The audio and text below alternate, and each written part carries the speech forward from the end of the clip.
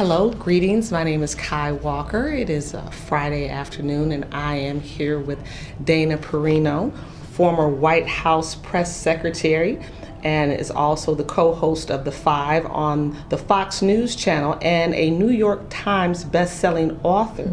Dana served for 7 years in the administration of President George W. Bush, and became the first Republican woman to be named as the White House press secretary.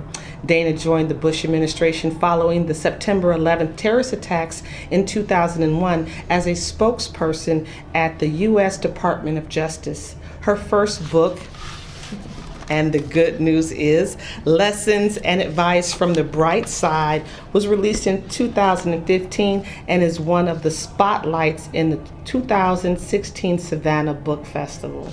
Greetings, Dana. Thank you for being here. I hope I live up to the introduction. Thank you. An amazing introduction. Thank you. First question. You've had a tremendous career in political news. Mm-hmm. Could you tell us how you got from Wyoming to Washington? And what led to the opportunity to become the first female press secretary for a Republican White House? So that's my favorite question. It's a hard one to answer in a short period of time, but it's one of the reasons I wrote the book, because it's a question especially I would get from young people a lot, because young people, I think, are hungry for advice and they're looking for examples and anecdotes. Okay, so how does somebody who grew up on a cattle ranch with no political connections end up as the White House press secretary? It probably won't surprise you that a lot of people assume that I grew up in Texas and that somehow I knew the Bushes and that that's how I got my job. And when I say no, I grew up in Wyoming, they think, oh, she knew the Cheneys. And I didn't know the Cheneys or the Bushes, but so I wrote the book to explain to people that you don't have to have gone to an Ivy League university like Stanford or Harvard or Princeton or Yale to end up serving at the highest levels of government. And government is actually a great place to advance pretty quickly for, especially for women, actually. There are women serving at high levels, not necessarily in elected office yet. There are some, not enough, but there are higher levels, women working at higher levels of chiefs of staff, undersecretaries, actually running the equivalent of big corporations in Washington, D.C. So I originally thought I would be a journalist. That's what I wanted to do. My path took me in a different direction. I ended up working on the other side of television and news, which was working as a spokesperson on Capitol Hill. And what I found in writing the book is, I wanted just to write the book of what it was like to work as the press secretary. But my editor said, you can't really show up at 37 as the White House press secretary without explaining what happened before that. And I had to dig a little deep in myself and say, okay, well, how would I describe that? And I go back to one particular moment with my father that led me to the opportunity eventually. And that was when I was in third grade. My dad, who grew up on a cattle ranch as well, but he always had wanted to leave, and now we were living in Denver, and we were subscribers to the Denver Post and the Rocky Mountain News.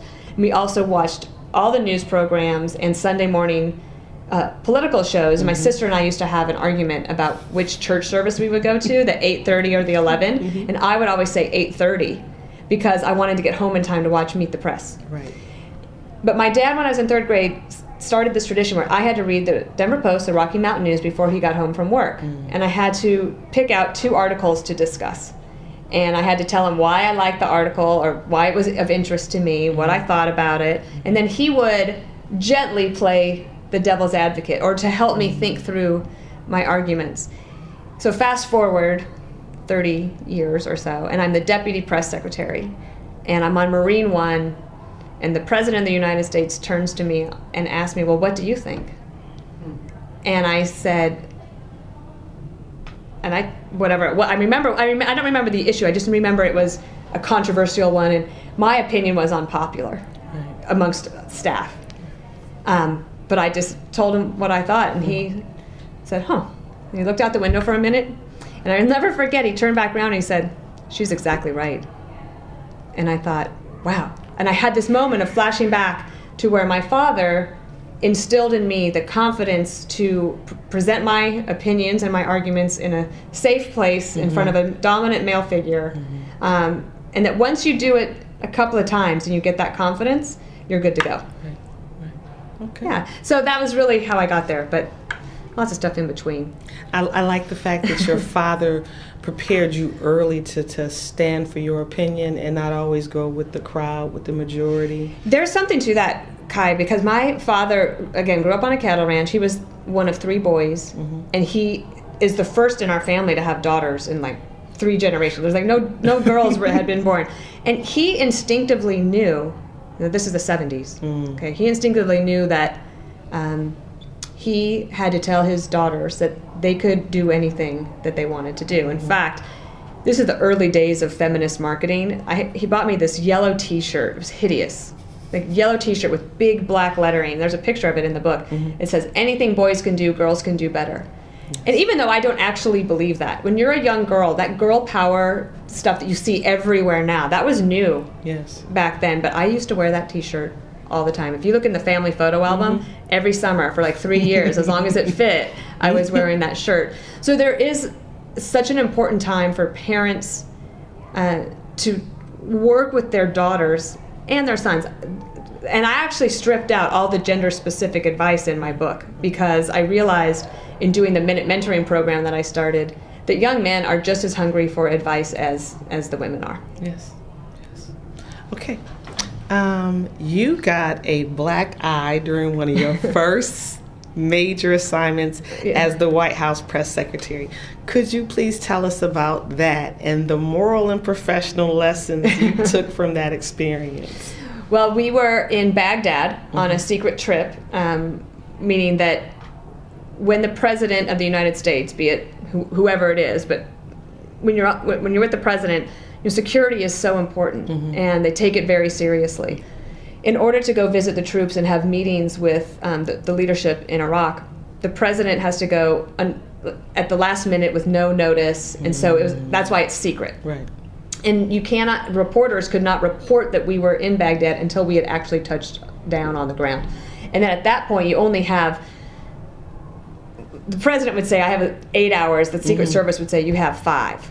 Okay, so to get all your work done. So we're on the 7th hour, and we're coming to the end of the trip, and it's going pretty well so far. And if you remember, there was a press conference that the president's giving. It's December 2008, one of the last trips that we did, and a journalist who was really a terrorist, but not a very good one, thankfully, decided to throw his shoes at the president. So the president's there, and the shoes are thrown, and in the middle of those shoes being thrown, which happened like that, the lead Secret Service agent was standing behind me, and he was probably 6'5", and he lunged forward to get the president and had to push the interpreter out of the way, and there was a boom mic that was being used, and it swung around and it caught me right there, and it took me by surprise, of course. It hurt so much, and if you listen to the video, you can hear this little and that was me screaming. And I thought for sure that it was because of my training and because I'd been at the White House for so long and because we were dealing with the time period of after a major terrorist threat, that we knew that one of the things that the terrorists like to do is they create a small incident so that all the attention gets focused there, and then they have a bigger incident. And there was all this equipment in there, and boxes and cases, and I knew that our Secret Service had been very careful, but you never know. So I flashed through my head and I said, oh, here we go, because I thought that was going to be the end. It wasn't, of course, so then I thought we were going to have to leave. I thought, all right, our time is up. The Secret Service wanted to go, and the president said, absolutely not. We are not going to let him stop me from giving this press conference. Your question, sir. And in the meantime, I'm crying because it hurt so bad. It was unlike anything I'd ever felt in my life.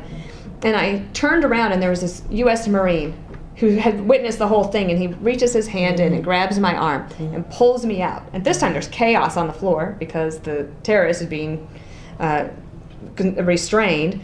And as I'm leaving, they don't want to let anybody out because it's now a crime scene.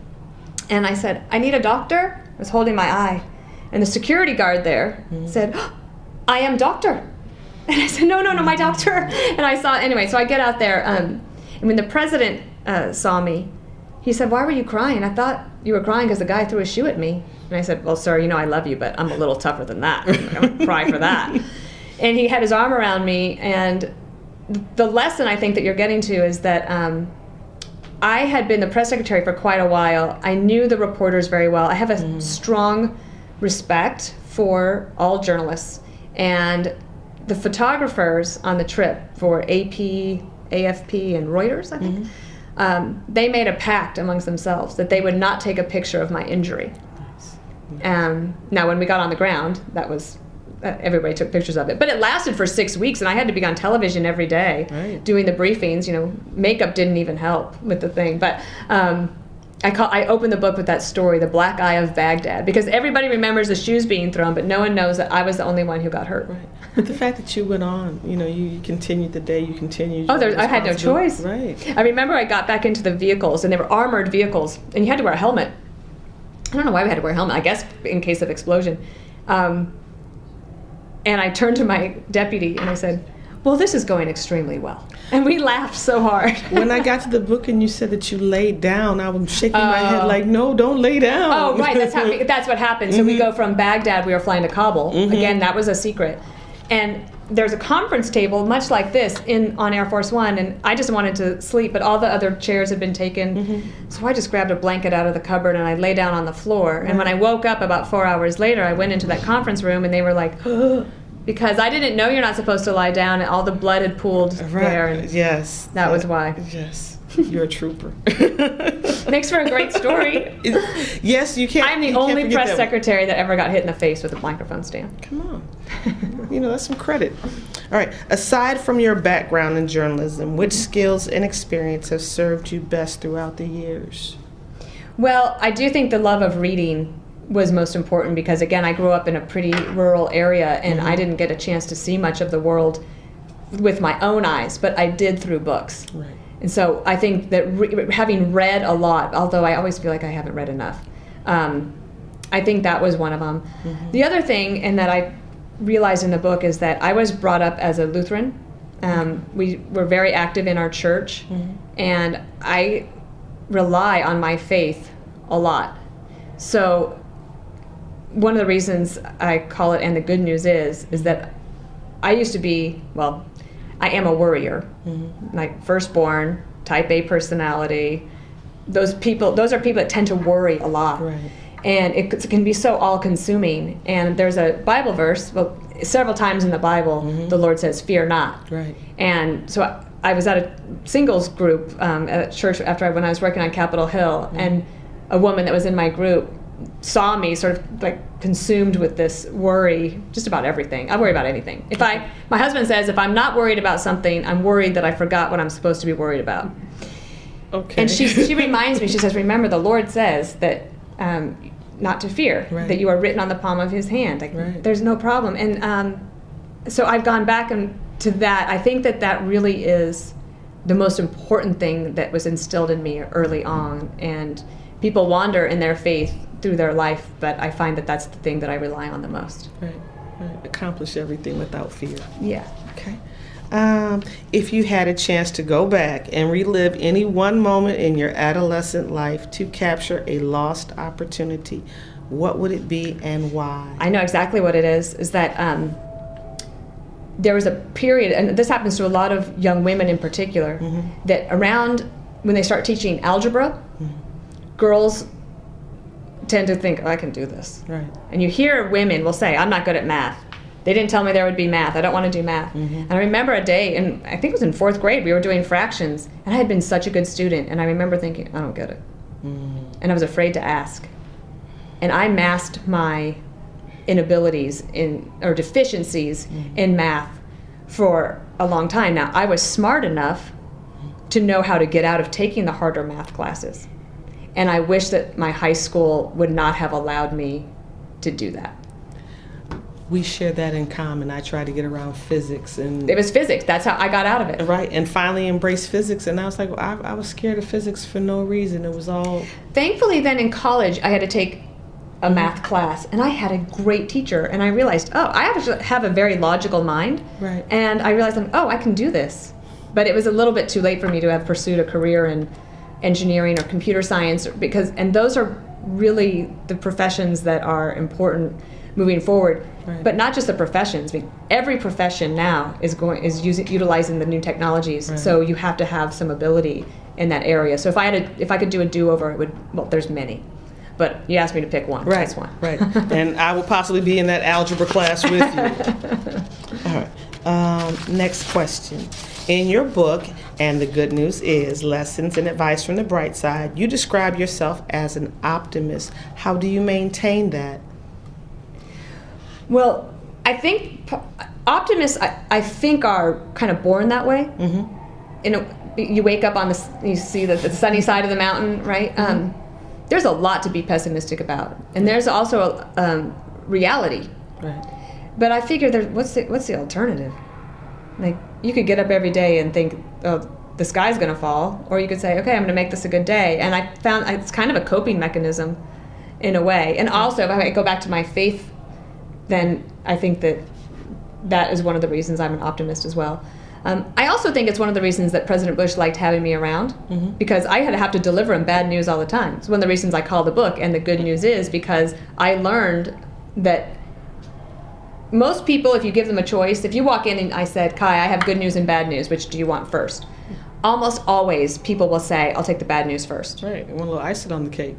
Yes, and then you say that, and so you follow it up with, and the good news is, so that I always say that was why, I wanted to leave on a high note so mm-hmm. that he would want to see me again. Right. I consider myself to be a optimistic pessimist, where. That's true. Well, you're a realist then. Right, a pessimistic optimist. I mm-hmm. realize the truth. I hope for the best, and I keep right. working towards that. And I think that having gone through what I've did at the White House, and also now I work in television news, and mm-hmm. so like every day you could get pounded for all the bad things. But here's the other thing. I had a chance with President Bush to travel the world, mm-hmm. and we won the lottery being born in America. And all the work that our country has done to try to provide for equality and freedom, the chance for an education. Do you know what people would give around the world to have the opportunities that we have? So it's one of the beautiful things about this country is that we have the right to say we don't like it and to change the things that we don't like. Right. And you go to other countries and you look at they how don't have a live. Chance. That's why the freedom agenda that President Bush pursued, to me, it just really spoke to me that right. Freedom and individual choice is the best way to do it. And I've done a lot of work since leaving the White House in Africa, mm-hmm. in particular with maternal global health. Right.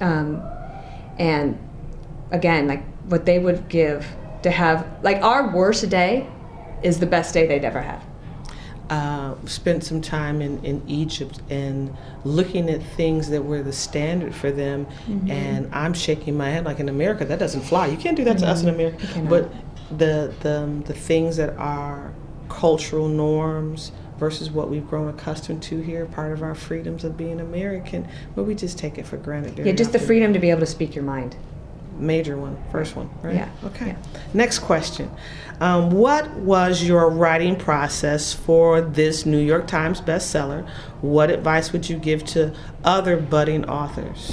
Well, I always thought, when I was a little kid, I wanted to be an author. Mm-hmm. But then I would say that I didn't think I was a long-form writer. I could write really good press statements. Mm-hmm. I'm a great tweeter. That's short, right? 140 characters, and I like to play with language that way, right. and to narrow it down. So this was a little more daunting for me because I'm like, that's a lot of words. And I think what helped me with the writing is that, again, I love to read. Mm-hmm. So if you want to be a better writer, you have to read a lot. And I knew the kind of book that I wanted to write, mm-hmm. which was not going to be political. There's plenty of political books that people can write when they leave Washington. Mine was more of a blend of memoir right. and advice, but I also felt that there was a missing part of the historical record about President Bush, because so many people had written political books or books about the policies and judging the decisions, and they can do that for the rest of time, mm-hmm. but there were very few people who could write a book like I did, which was the behind-the-scenes look at what he was like to work with. You made him very human. Yeah, you and he is. Right. And I think that was... I think people were waiting for someone to say something nice about him. Right. I think. I dedicate the book to my colleagues that I worked with throughout the administration.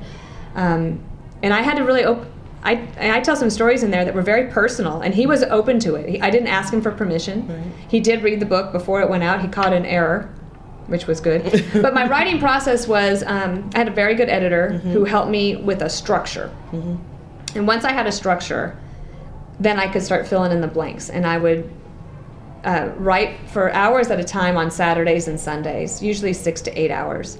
And I would sit in this rocking chair, and I had this dog, Jasper, and he would insist on sitting in the chair with me. So I kind of wrote the book at an angle like this because there wasn't enough room for the two of us.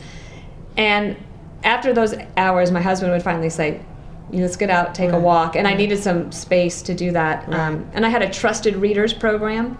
And when I started getting good feedback, I realized that, I could take a little bit more of a risk and play with language a little bit. And I think the greatest compliment I got about the book is from young women who will say, it sounded just like you, and I think we're best friends. You have a lot in common. Yeah. Yes. You begin your book by emphasizing the degree of secrecy that is part of your job.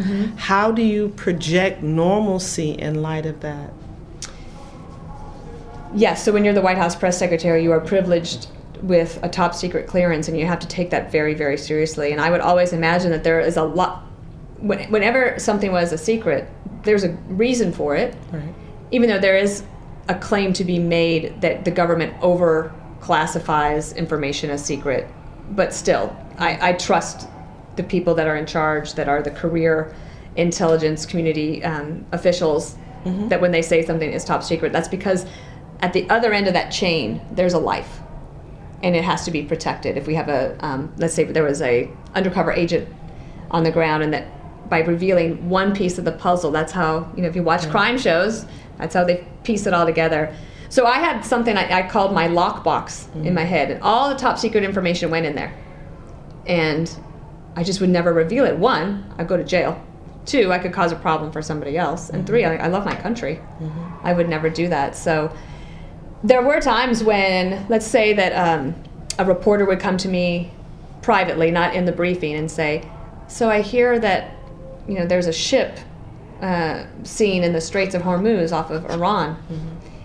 And I would just look at him blankly and say, I'm not able to talk about anything of that sort. But what I would do, I never lied to a reporter. And I always made sure that when there was something I could report, I would give that information to them first so that they could break the news, because I understood professionally what that meant for them. And that, I think, is one of the reasons I had a pretty good relationship with the press corps.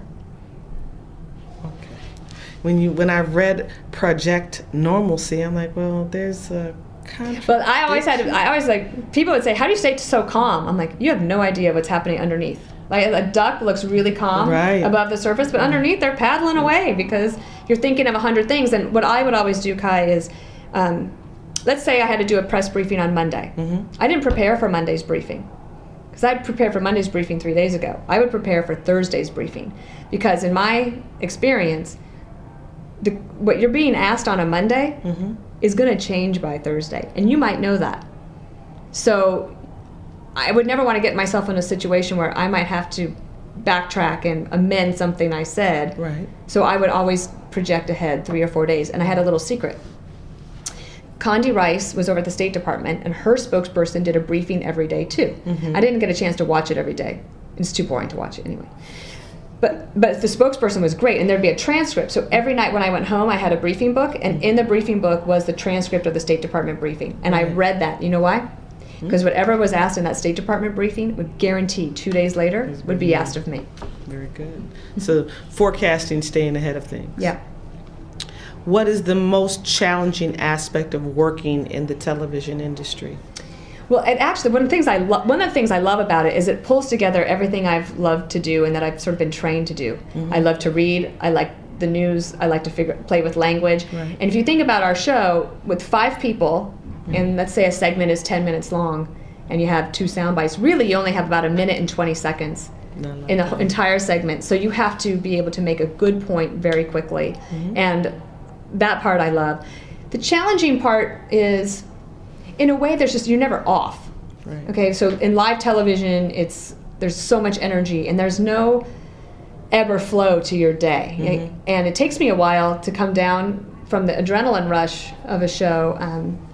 I think one of the hard things that I'm getting better at dealing with is the constant online criticism. It's really tough. Yeah. And it gave me a new appreciation for what parents are going through when their children are the victims of online bullying. Right. Because you know how people have body dysmorphia, especially girls, like they might look in the mirror and they look totally normal, but they think they're really fat. Right. I call it social media dysmorphia. Actually, Greg Gutfeld does. He was my co-host. But I've been thinking a lot about this, which is when you are looking at your own online social media platforms, you think that that is the most important thing in the world. I was attacked early on by Donald Trump in June of 2015, and I just was so overwhelmed by it. I was almost in the fetal position under my desk, and I finally, after a few weeks, I'm telling my friends about it. And they said, "Why didn't you call us? We had no idea it was happening." But to me, it was the only thing that was happening. So I've gotten a lot better at dealing with that. Now I just sort of laugh about it. Have to walk away from the social media outlets. You do. You have to turn it off. Yeah, right. Last question. What parting lesson would you like to leave our audience with? And is our audience mostly students? Yes, of varying age groups. Okay. I think, there's so much good advice in the book. There's career advice, life advice, and like little quick things too that you could do at the office to make sure your professional life is really good. But my favorite piece of advice in the book is that choosing to be loved is not a career limiting decision. And I met my husband on an airplane 18 years ago. It was a big leap of faith, and I really think that it is what has allowed me to grow and have as much professional success as I've had. I mentor a lot of young people, and a lot of them are putting off their, they don't want to get married yet, they don't want to do all that yet because they're working on their career. And I think, but no, it can work together if you choose to be loved and to enjoy that part of life, which is something that God has provided for us. Then your career actually can do even better. You'll do even better in your career. Right. So that, I don't know if that's the best piece of advice I could give to the audience, but that's my favorite piece of advice in the book. Very good. Very good. Thank you so much. Thanks for having me. I enjoyed this. Okay, good. Come back to Savannah I would love State. to. I like it here. We like having you here. Thank you. Thank you.